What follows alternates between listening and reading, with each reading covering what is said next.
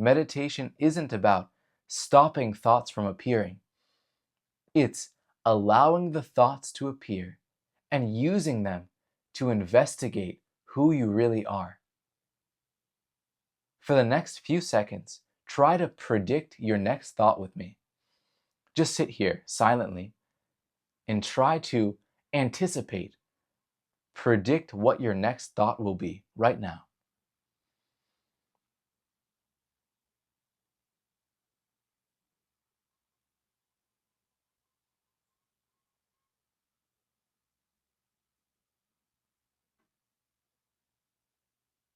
Could you do it?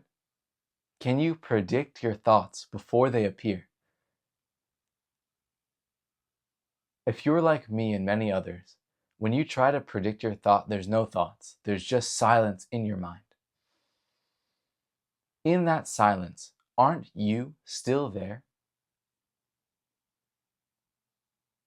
How can you be the thoughts if you're still there when there are no thoughts? Clearly, we've been tricked by thinking, by thoughts, into believing that they're us, that we're them. But the thoughts are just appearing within us. Everything is.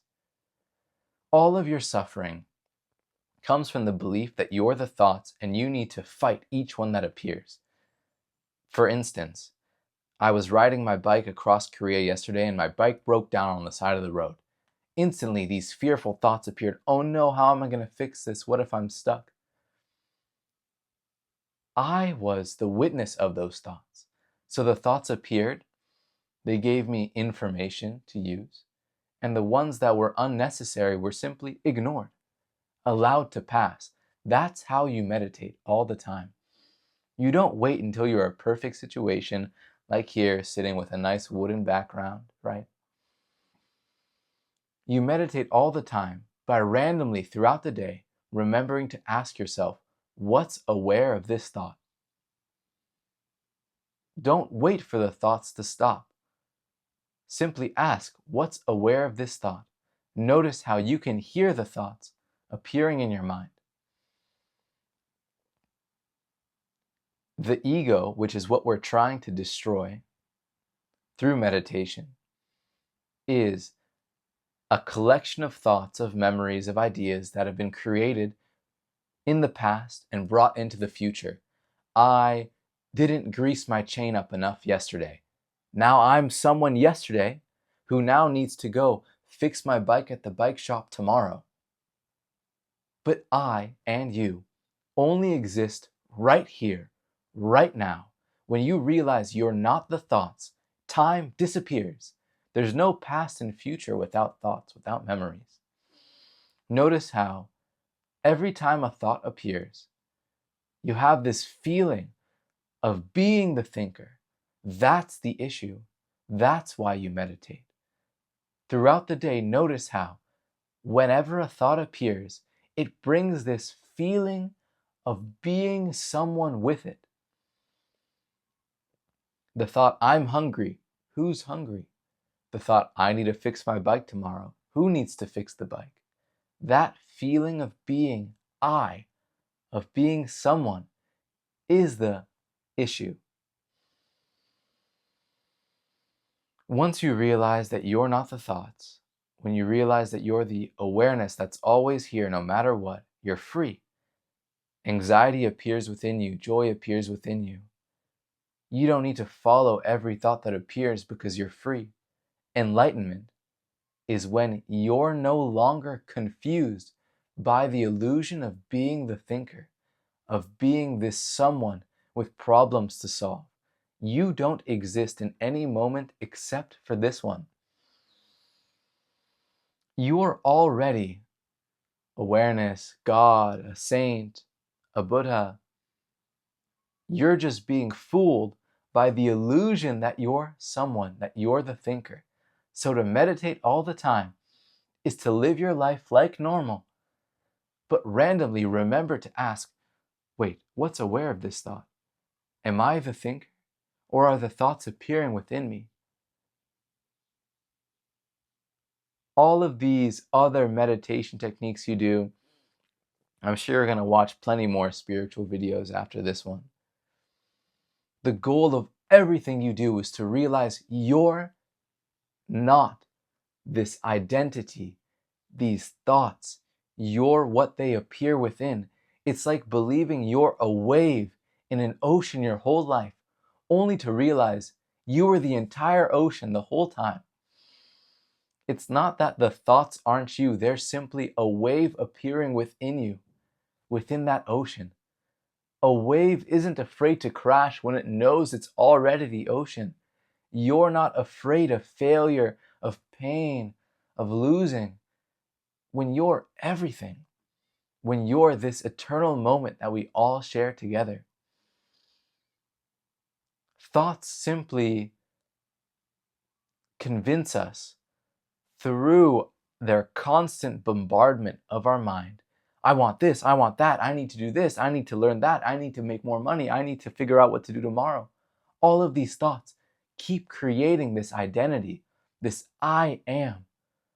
But when you look closely, when you meditate all the time, when you ask what's aware of this thought, you notice that the identity, the thoughts, are known by you. How can you be something you can see? Can't you see? Can't you hear those thoughts? Don't you know you believe you're someone? Doesn't that mean you're the knower, not the someone?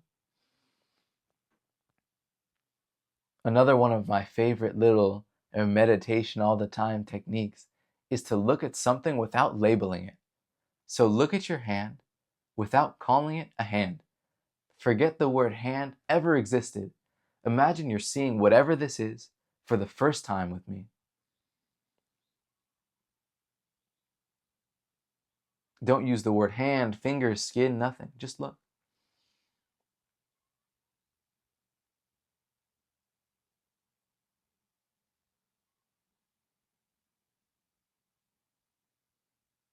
That's what enlightenment is. That's a little taste. You can do this all the time, whenever you want. All of these little micro techniques, just sort of implant them in your mind. So you're using thoughts to fight thoughts.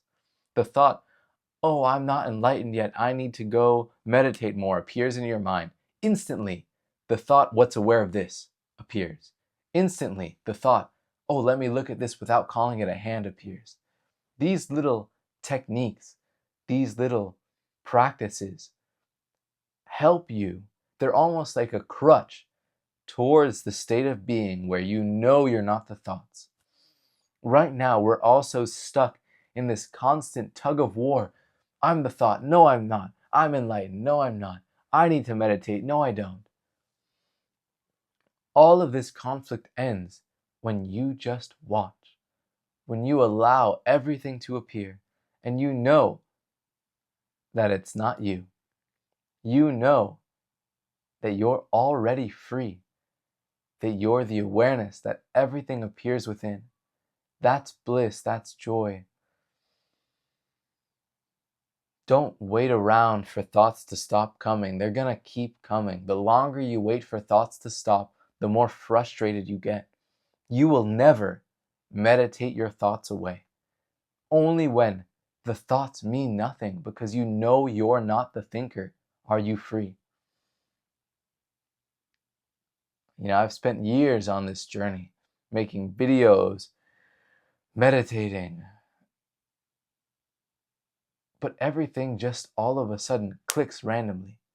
All of a sudden you realize that any effort to meditate is being done by someone, and that someone is the illusion of the ego. When you see this cycle, when you truly know, then you're free. Any words I use to describe this stuff is more of the illusion, right? The word you need to meditate implies there's a me over here telling you to meditate over there. Don't take my words as concrete truth. They're just a finger pointing to the moon, right? The finger pointing to awareness isn't awareness. The word awareness isn't awareness. You need to investigate yourself. I wrote a 70-page guide. It's linked in the description of every video. The whole point is just to kind of force you into this feeling of being the awareness, of being the awareness of the words you're reading. Same with all of my YouTube videos. You don't need to do anything else. You need to stop doing. The more you do, the more solidified the belief that you're the thinker, the doer is. And that's the trap. I love you.